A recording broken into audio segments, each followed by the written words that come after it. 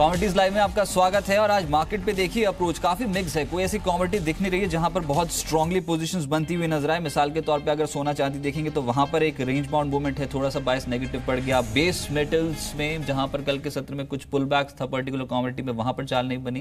Crude disappoint कर रहा है। तो अभी देखना होगा कि मार्केट्स पे आज कौन सी कॉमोडिटी है जो तेजी बना सकती हैं या फिर जहां पर पोजीशंस आप बना सकते हैं। लेकिन सबसे पहले कुछ कॉल्स मैं आपको बता दूं जो अलग अलग ब्रोकिंग हाउसेज हम रोज बरोज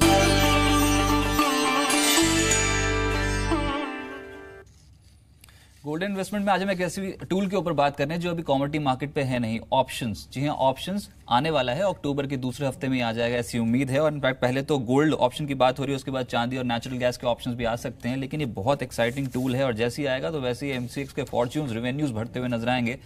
वंदना, तैयारी क्या पूरी हो गई है? क्योंकि अभी तक तो भारत में देखा नहीं ऐसा कोई ऑप्शन ऑपरेट होता हुआ कॉमोडिटी में। लेकिन एग्जैक्टली बताएं ये ऑप्शंस के फायदे कैसे हो सकते हैं और कैसे इसको इस्तेमाल किया जा सकता है। रजत, यहाँ पे मुझे लग रहा है कि एक्सचेंजेस की तरफ से भी तैयारी हो रही है और इन्वेस्टर अवेयरनेस प्रोग्राम से काफ़ी किए जा रहे हैं और काफ़ी सालों से ये तैयारी हो रही थी और इस चीज़ का एक बहुत इंतज़ार के बाद ये हुआ है। और मेरे ख्याल से ग्वार सीड की भी बात हो रही है कि ग्वार सीड में भी ऑप्शंस आ सकते हैं। यहाँ पे जिस चीज़ के लिए हम बाहर जाते थे, हमारे अपनी कंट्री में ही फ्यूचर्स और ऑप्शंस दोनों टूल होंगे। यहाँ पे ऑब्वियस सी बात है कि जो हमारा लॉस है वो लिमिटेड है और हमारा थोड़ा सा जो पोर्टफोलियो वो यहाँ पे थोड़ा इंश्योर हो सकता है।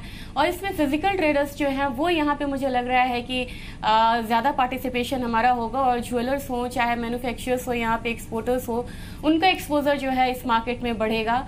और इसके लिए बस एक चीज़ यहाँ पे है कि लिक्विडिटी का बहुत ध्यान में रखना होगा, क्योंकि लिक्विडिटी कमोडिटी मार्केट के लिए बहुत बड़ा इशू है और एक डेप्थ के लिए मतलब लिक्विडिटी का होना बहुत ज़रूरी है। और इनफैक्ट ये बता दूं कि एक राइट मिल जाता है आपको ऑप्शंस के जरिए या खरीद के चलने का या फिर बेचने का एक एसेट को आफ्टर एक जो पूरी सीरीज होती है उसके बाद। और हो सकता है यहाँ पर सीरीज हो अगले जैसे कि शेयर मार्केट में होती है वैसे यहाँ पर भी सीरीज ही होंगी।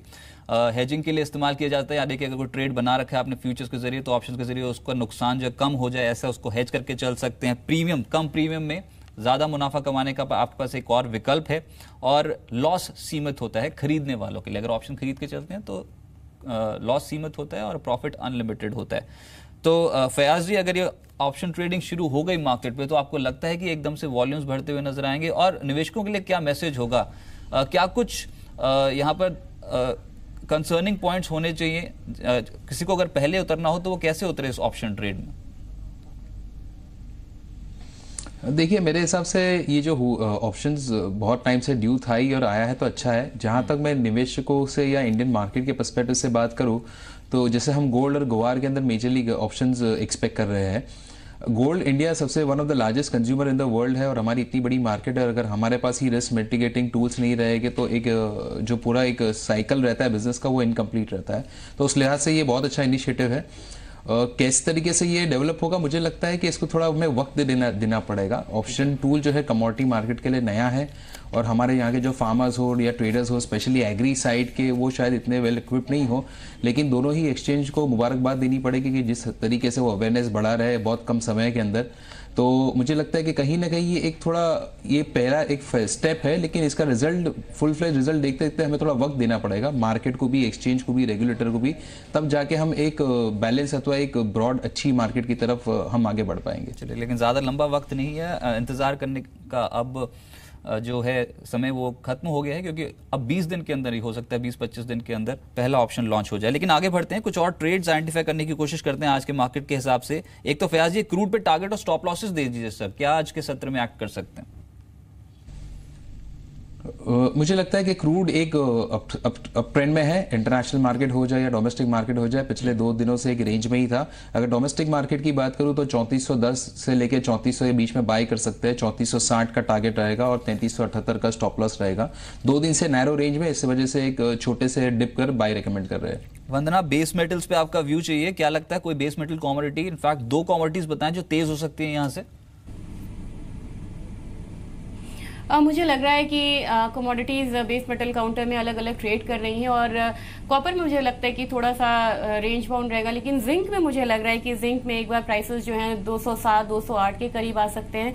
दूसरी कमोडिटी मुझे लग रहा है कि एल्यूमिनियम में अगर क्रूड ऑयल में जंप आया तो क्रूड ऑयल और एल्यूमिनियम में हमें पता है कि एक अच्छा कोरिलेशन है, तो मुझे लग रहा है कि वहाँ पे एक अपसाइड देखने को मिलेगा, और प्राइसेस जो है 141 142 तक का जो है लेवल वो यहाँ पे टेस्ट कर सकता है। और इसके लिए अब आज का जो ट्रिगर रहेगा यूएस जीडीपी डेटा है। ऐसे तो ये अनचेंज आने की उम्मीद है कि 3% ही आएगी, लेकिन अगर यहाँ पे थोड़ा भी अगर पॉजिटिव साइड आता है तो बेस मेटल में हमें कुछ हाल आते हुए देख सकते हैं लेट इवनिंग ट्रेडिंग सेशन में। फयाज, आपकी राय बेस मेटल्स पे कौन सी कमोडिटीज क्लोजली ट्रैक कर रहे हैं सर आज के लिए आप? थोड़ा मिक्स चल रहा है बेस मेटल पिछले 2 से 3 दिनों में, लेकिन जो टॉप 2 पिक मुझे दिख रही है, निकल एक क्लियरली डाउन ट्रेंड में है, तो मैं निकल सेल के लिए रिकमेंड करूंगा 678 पर। टारगेट इसका रहेगा 654 का, और स्टॉप लॉस जो है वो 688 का रहेगा। जो दूसरी एक कमोडिटी क्लियरली मुझे लग रही है कि अभी भी थोड़ी स्ट्रांग है, वो है जिंक। मैं एक डिप के लिए वेट करूंगा 206 206.50 के आसपास इसमें बाय रिकमेंड करूंगा। 208 208.50 का इसमें टारगेट रहेगा, और 204.80 का इसमें स्टॉप लॉस रहेगा। वंदना, नेचुरल गैस पे आपका व्यू क्या है? पिछले कुछ दिनों से एक्टिविटी तेज है, ये और तेज होगा या फिर प्रॉफिट बुक कर लेना चाहिए?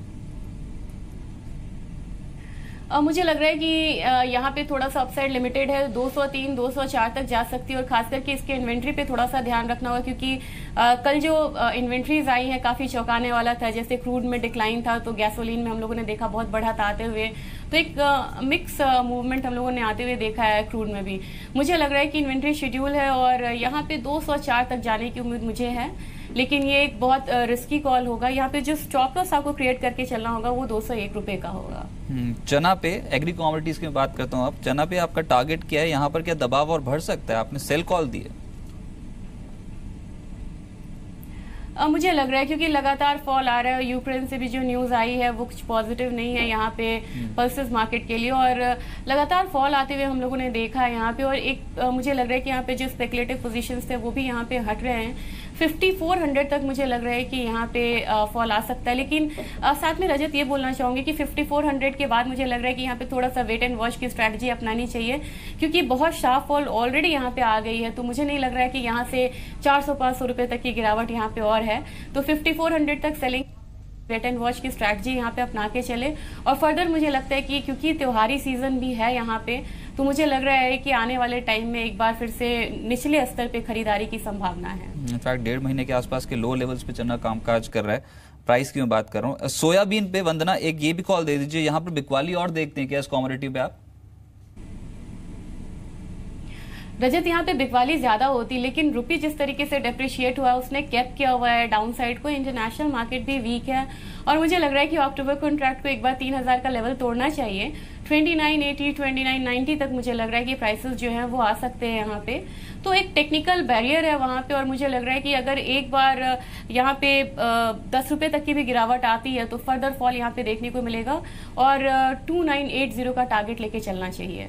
फयाज, कोई एग्री कमोडिटी आप क्लोजली ट्रैक कर रहे हैं आज के लिए, इंट्राडे के लिए? मेरे हिसाब से सीपीओ के अंदर एक बार 535 का लेवल एक वेट एंड वॉच वाला लेवल है। अगर 535 के नीचे मार्केट गिरता है तो मुझे लग रहा है कि 530 और 528 तक जा सकता है। दूसरी एक कमोडिटी जो मैं रेकमेंड करूंगा, जो कि ऑलरेडी कवर हो चुकी, चना में ट्रेंड क्लियरली ही डाउन का है, लेकिन 5500 या 5400 के आसपास यहाँ से फ्रेश शॉर्ट बिल्ड करना मुझे लगता है कि थोड़ा रिस्की हो जाएगा। इस वजह से जिनके शॉर्ट है, मुझे लगता है कि अगर और हम थोड़ा डिक्लाइन देखते हैं तो वहां पर एक बार प्रॉफिट बुक करनी चाहिए शॉर्ट्स की। अच्छा वंदना, ये धनिया पिछले सत्र में भी काफी एक्टिव था, आज प्रॉफिट बुकिंग देखने को मिल रही है, यहाँ पर कॉल क्या होगी कि हाई लेवल्स पे अब प्रॉफिट बुक कर लेना चाहिए या फिर फ्रेश बेचने की भी सलाह रहेगी? थोड़ा सा करेक्शन मुझे ड्यू लग रहा है। मुझे लग रहा है कि थोड़ा सा 4620 4600 तक का जो लेवल है उसको यहाँ पे वेट करना चाहिए उसका, और वहाँ पे प्रॉफिट बुक करना चाहिए। और फिर मुझे लग रहा है कि यहाँ पे सेलिंग पोजीशन में बने नहीं रहना चाहिए, क्योंकि वहाँ से एक बार हो सकता है कि मार्केट वहाँ से रीबाउंड हो, फिर से बाइंग आनी चाहिए वहाँ पे। अगर पूरे स्पाइसेस पैक की बात करें तो हम देख सकते हैं कि थोड़ा सा जो पूरा रुख रहा है वो बेयरिश साइड ही रहा है यहाँ पे, तो मेरे ख्याल से 1 या 2 दिनों का करेक्शन और ड्यू है धनिया में। चलिए ठीक है, लेकिन कुछ ऐसी कमोडिटीज जो आपके पोर्टफोलियो में अच्छी कमाई करा सकती हैं, रैपिड फायर कमोडिटीज देख लेते हैं।